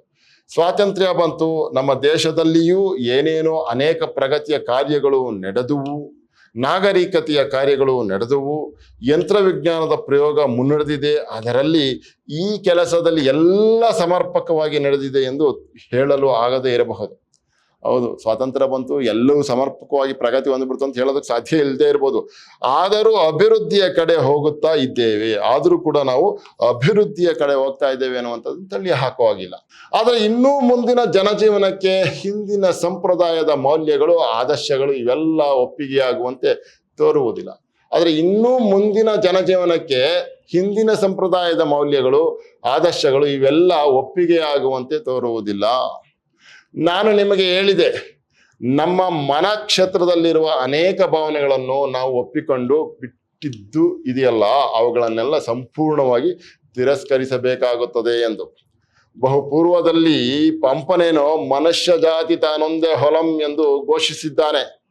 ಪಂಪ ಬಹಳ ಹಿಂದೆ ಹೇಳ್ದ, ಮನುಷ್ಯ ಜಾತಿ ತಾನೊಂದೇ ಹೊಲಂ ಅಂತ ಹೇಳ್ದ. ಅದು ನಿತ್ಯ ಸತ್ಯವೂ ಹೌದು ಅಲ್ವಾ? ಆದರೆ ಮನುಷ್ಯ ಜಾತಿ ತಾನು ಒಂದೇ ಹೊಲಂ ಅನ್ನುವಂಥದ್ದನ್ನ ಬಹಳ ಹಿಂದಿನಿಂದ ಬಂದಿರುವಂತ ಸಾಂಪ್ರದಾಯಿಕ ಶರಣರಿದ್ದಾರಲ್ಲ, ಅವರು ಒಪ್ಕೊಳ್ಳೋದು, ಅವ್ರು ತಿಳ್ಕೊಳ್ಳೋದು ಕಷ್ಟ ಇದೆ ಅಂತ ಹೇಳ್ತಾ ಇರೋದು. ಆದರೆ ತರುವಾಯ ಬಂದ ಅನೇಕ ಕವಿಗಳು, ಸಾಹಿತಿಗಳು ಎಲ್ಲ ಆ ರೀತಿಯಲ್ಲಿ ಬರೆದಿಲ್ಲ. ಪಂಪ ಏನಂಗ್ ಬರ್ದ ಮಾನವ ಜಾತಿ ತಾನೊಂದೇ ಹೊಲಂ ಅಂತ. ಆದ್ರೆ ಪಂಪನ ತರುವಾಯ ಬಂದಂತ ಕವಿಗಳು, ಎಲ್ಲಾ ಕವಿಗಳು ಹಂಗೆ ಬರ್ದಿಲ್ಲ. ಬೇರೆ ಬೇರೆ ರೀತಿಯಲ್ಲಿ ಬರೆದವರೆ, ಬೇರೆ ಬೇರೆ ರೀತಿಯ ತತ್ವಗಳಿಗೆ, ಸಿದ್ಧಾಂತಗಳಿಗೆ ನಿಷ್ಠರಾಗಿ ಬರ್ದಿದ್ದಾರೆ ಅವರು. ಪ್ರತಿಯೊಬ್ಬನು ಯಾವುದೋ ಒಂದು ವರ್ಗವನ್ನು ಮಾತ್ರ ಬಹಳ ಪೂಜ್ಯ ಎಂದು ಭಾವಿಸಿ ಉಳಿದವರೆಲ್ಲ ಅವರ ಸೇವೆ ಮಾಡಿಕೊಂಡಿರಬೇಕು ಎನ್ನುವ ಭಾವನೆಯಲ್ಲಿದ್ದವರು. ಅವರಿಗೆ ಓದು ಬರಹ ಮೊದಲಾದವು ಕೂಡ ಬೇಡ ಅಂತಹ ಬಿಟ್ಟರು. ಇನ್ನೂ ಮೇಲೆ ಅಂತಹ ಮೌಲ್ಯಗಳನ್ನು ನಾವು ತಿರಸ್ಕರಿಸಿ ಸಂಪೂರ್ಣವಾಗಿ ಒಂದು ಬೇರೆ ದಾರಿಯಲ್ಲಿ ಹೋಗಬೇಕಾಗುತ್ತದೆ. ಇನ್ ಮೇಲಿಂದ ಆ ರೀತಿಯ ತಿಳುವಳಿಕೆಯನ್ನು ನಾವು ಸಂಪೂರ್ಣವಾಗಿ ತಿರಸ್ಕರಿಸಿ ನಾವು ಬೇರೆ ಒಂದು ದಾರಿಯಲ್ಲೇ ಹೋಗಬೇಕಾಗತ್ತೆ ಅಂತ ಹೇಳ್ತಾರೆ. ಈಗ ಏನೋ ಈ ಕೆಳವರ್ಗದ ಜನರಲ್ಲಿ, ಹಳ್ಳಿಯಲ್ಲಿ ಇರುವವರು ಕೆಲವರು ಪಟ್ಟಣಗಳಿಗೆ ಬಂದು ವಿದ್ಯಾಭ್ಯಾಸ ಮಾಡಿ ಕ್ರಾಂತಿಕಾರಿಯಾದ ಈ ಕೆಲವು ಭಾವನೆಗಳನ್ನು ಗ್ರಹಿಸಿ ಒಂದು ಕಡೆ ಸೇರಿ ಕೆಲಸ ಮಾಡಬೇಕು ಅಂತ ಆಲೋಚನೆ ಮಾಡತೊಡಗಿದ್ದಾರೆ. ಇವರೆಲ್ಲ ಹಳ್ಳಿನಲ್ಲಿದ್ದವರು, ಈ ಬೇರೆಯವರ ಭಾವನೆಗಳ ಸೈ ಅಂತ ಇದ್ದವರು ಈಗ ತಕ್ಕ ಮಟ್ಟಿಗೆ ಏನೋ ಪಟ್ಟಣಗಳಿಗೆ ಬಂದು, ನಗರ ಪ್ರದೇಶಗಳಿಗೆ ಬಂದು ವಿದ್ಯಾಭ್ಯಾಸವನ್ನ ಮಾಡಿ ಕ್ರಾಂತಿಕಾರಿಯಾದಂತಹ ಈ ಕೆಲವು ಭಾವನೆಗಳನ್ನು ಗ್ರಹಿಸಿ ಒಂದು ಕಡೆ ಸೇರಿ ಕೆಲಸ ಮಾಡಬೇಕು ಅಂತ ಆಲೋಚನೆ ಮಾಡತೊಡಗಿದ್ದಾರೆ. ಆದರೆ ನಾವು ತಿಳಿದ ಹಾಗೆ ನಮ್ಮ ಹಳ್ಳಿಗಳಲ್ಲಿ 90% ಜನ ಸಂಪೂರ್ಣವಾಗಿ ಹಿಂದಿನಂತೆಯೇ ಮೂಢನಂಬಿಕೆಗಳಲ್ಲಿ ಆರೂಢರಾಗಿ ಮೂಢಾಚಾರಗಳಲ್ಲಿ ಮಗ್ನರಾಗಿ ಅಜ್ಞರಾಗಿದ್ದಾರೆ. ಯಾವ ತಿಳುವಳಿಕೆಯೂ ಇಲ್ಲದೆ ದಡ್ಡರಾಗಿದ್ದಾರೆ. ಅದೇ ಮಹಾಪ್ರಸಾದ ಅನ್ನುವಂಥ ಭಾವನೆಯಲ್ಲಿ ಕೊಳ್ತಿದ್ದಾರೆ. ಅಷ್ಟೇ ಅಲ್ಲ, ನಿನ್ನೆ ಪತ್ರಿಕೆಯಲ್ಲಿ ಎಲ್ಲೋ ಯಾವುದೇ ಒಂದು ಕಡೆ ದೇವಸ್ಥಾನದಲ್ಲಿ ಯಾವುದೋ ಒಂದು ಕಡೆ ಹರಿಜನ ಪ್ರವೇಶ ಮಾಡಿದ ಸುದ್ದಿ ಇತ್ತು. ನೆನಪದ ಅವ್ರು ಹೇಳ್ತಾ ಇರೋದು ಇದನ್ನ ಭಾಷಣದ ಮೂಲಕ ಹೇಳ್ತಾ ಇದ್ದಾರೆ ಎಲ್ಲರಿಗೂ. ಒಂದು ವೃತ್ತಪತ್ರಿಕೆಯಲ್ಲಿ ಓದ್ದೆ, ಯಾವುದೋ ಒಂದು ಕಡೆ ದೇವಸ್ಥಾನದಲ್ಲಿ ಹರಿಜನ ಪ್ರವೇಶ ಮಾಡಿದ ಸುದ್ದಿ ಇತ್ತು. ಹರಿಜನ ಪ್ರವೇಶ ಮಾಡಿದಂತ ದಲಿತರು ದೇವಸ್ಥಾನವನ್ನು ಪ್ರವೇಶ ಮಾಡಿರೋ ಸುದ್ದಿ ಇತ್ತು. ಪಾಪ ಹರಿಜನ ಮಹಿಳೆ ಮುದುಕಿ ಗಡಗಡ ನಡುಗುತ್ತಾ ದೇವಸ್ಥಾನ ಪ್ರವೇಶ ಮಾಡಿದಳಂತೆ. ದೇವಸ್ಥಾನ ಪ್ರವೇಶ ಮಾಡಿದ್ಲಂತೆ. ಪಾಪ ಆ ಹರಿಜನ ಮಹಿಳೆ ಮುದುಕಿ ಗಡಗಡ ನಡುಗ್ತಾ ದೇವಸ್ಥಾನ ಪ್ರವೇಶ ಮಾಡಿದ್ಲಂತೆ. ಆ ದೇವರನ್ನು ಹೋಗಿ ಅವರು ನೋಡಿದರೆ ಅವರ ಕಣ್ಣು ಹೋಗಿ ಬಿಡುತ್ತದೆ ಎಂದು ಶಾಪ ಇದೆಯಂತೆ. ಆದ್ದರಿಂದ ಎಲ್ಲಿ ತನ್ನ ಕಣ್ಣು ಹೋಗಿ ಬಿಡುತ್ತದೋ ಅಂದುಬಿಟ್ಟು ಆ ವೃದ್ಧೆ ಹೆದರಿ ನಡುಗುತ್ತಿದ್ದಳಂತೆ. ಈ ರೀತಿಯ ಮೂಢನಂಬಿಕೆಗಳನ್ನೆಲ್ಲ ಬೆರೆಸಿ ನಾವು ಉಚ್ಚ ವರ್ಗದಲ್ಲಿರೋರು ನಾವು ಮಾತ್ರ ಆ ದೇವರನ್ನ ನೋಡೋದಕ್ಕೆ ಸಾಧ್ಯ, ನೀವೆಲ್ಲರೂ ಅದನ್ನ ನೋಡ್ಲಿಕ್ಕೆ ಸಾಧ್ಯ ಇಲ್ಲ, ದರ್ಶಿಸಕ್ಕೆ ಸಾಧ್ಯ ಇಲ್ಲ. ಆಗೊಂದು ವೇಳೆ ನೀವು ನೋಡಿದ್ದೇ ಆದರೆ ನಿಮ್ಮ ಕಣ್ಣುಗಳು ಹೊರಟೋಗುತ್ತೆ ಅನ್ನುವಂಥ ಭಾವನೆಯನ್ನ ಸಾವಿರಾರು ವರ್ಷಗಳಿಂದ ಭದ್ರವಾಗಿ ಬೇರೂರವಾಗಿ ಮಾಡಿದಂಥ ಈ ಅವಿವೇಕಿ ಜನಾಂಗದವರು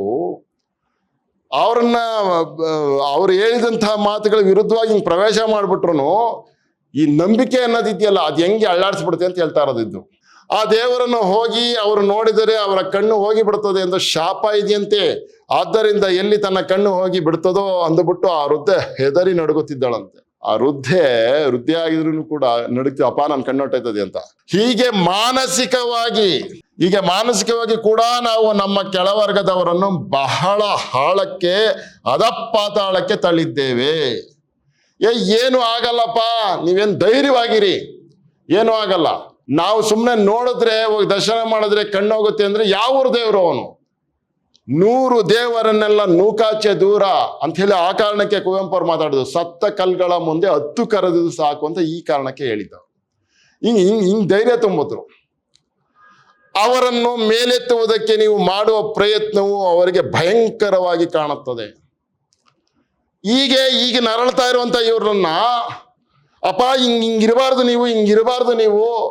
ನೀವು ಇದಕ್ಕಿಂತಲೂ ಭಿನ್ನವಾಗಿ ಆಲೋಚನೆ ಮಾಡಬೇಕು ಅನ್ನುವಂಥ ನಮ್ಮ ಮಾತುಗಳು ನಮ್ಮ ನಡವಳಿಕೆಗಳು ಕೂಡ ಅವ್ರಿಗೆ ತೀರಾ ಭಯಂಕರವಾಗಿ ಅವ್ರು ಕಾಣಿಸ್ತಿರುತ್ತೆ ಅಂತ ಹೇಳ್ತಾರೆ. ಆ ರೀತಿಯಾಗಿ ಭಯಂಕರವಾಗಿ ಕಾಣಿಸಿರುತ್ತೆ. ಇಲ್ಲಪ್ಪ ನಮ್ಗೇನೋ ಅನಾಹುತಗಳು ಸಂಭವಿಸುತ್ತೆ ಅನ್ನುವಂತಹ ಅವರ ಭಾವನೆ ಇದೆಯಲ್ಲ, ಅದು ಪೂರ್ವಾಗ್ರಹ ಪೀಡಿತವಾಗಿ ಅವರು ಸಾವಿರಾರು ವರ್ಷಗಳಿಂದ ನಂಬಿಕೊಂಡು ಬಂದಿರುವಂತಹ ಆ ಮೂಢ ನಂಬಿಕೆಗಳ ದ್ಯೋತಕವಾಗಿರುವಂಥದ್ದು. ಈ ರೀತಿಯದನ್ನೆಲ್ಲ ಕಿತ್ತು ಹೋಗಿಸ್ಬೇಕು, ನವಮಾರ್ಗದಲ್ಲಿ ಪ್ರಗತಿ ಮಾರ್ಗದಲ್ಲಿ ಜನಗಳನ್ನ ಕೊಂಡೊಯ್ಯಬೇಕು. ಆ ಥರದ್ದೊಂದು ಪ್ರಜ್ಞೆ ಅವರಲ್ಲಿ ಅರಳಬೇಕು ಅನ್ನುವಂಥ ಕಾರಣಕ್ಕೋಸ್ಕರ ಅವರಲ್ಲಿ ವೈಚಾರಿಕ ಜಾಗೃತಿ ಆಗಬೇಕು ಅಂತ ಅಂದ್ಬಿಟ್ಟು ಕುವೆಂಪು ಅವ್ರು ಹೇಳ್ತಾ ಇರೋದು. ಪ್ರಿಯ ವಿದ್ಯಾರ್ಥಿಗಳ, ಇಲ್ಲಿಗೆ ಈ ಭಾಗ ಇಲ್ಲಿ. ಮುಂದಿನ ಭಾಗದಲ್ಲಿ ಜನರಲ್ಲಿ ವೈಚಾರಿಕ ಪ್ರಜ್ಞೆ ಬರೋದಕ್ಕೆ ಯಾವೆಲ್ಲ ಅಡೆತಡೆಗಳಿದಾವೆ, ಯಾವ ಕಾರಣಕ್ಕೆ ಜನರಲ್ಲಿ ಆ ಥರದ್ದೊಂದು ವಿಶೇಷವಾದಂಥ ವೈಜ್ಞಾನಿಕ ಜಾಗೃತಿ ವೈಚಾರಿಕ ಜಾಗೃತಿ ಆಗ್ತಿಲ್ಲ ಅನ್ನೋಂಥ ವಿಚಾರವನ್ನು ಕೂಡ ಕುವೆಂಪು ಅವರು ಮಾತಾಡೋರಿದ್ದಾರೆ. ಅದನ್ನು ನಾನು ಮುಂದಿನ ತರಗತಿಯಲ್ಲಿ ಮಾತಾಡ್ತೀನಿ. ಎಲ್ಲರಿಗೂ ಒಳ್ಳೆಯದಾಗಲಿ. ಮತ್ತೆ ಸಿಗೋಣ. ನಮಸ್ಕಾರ.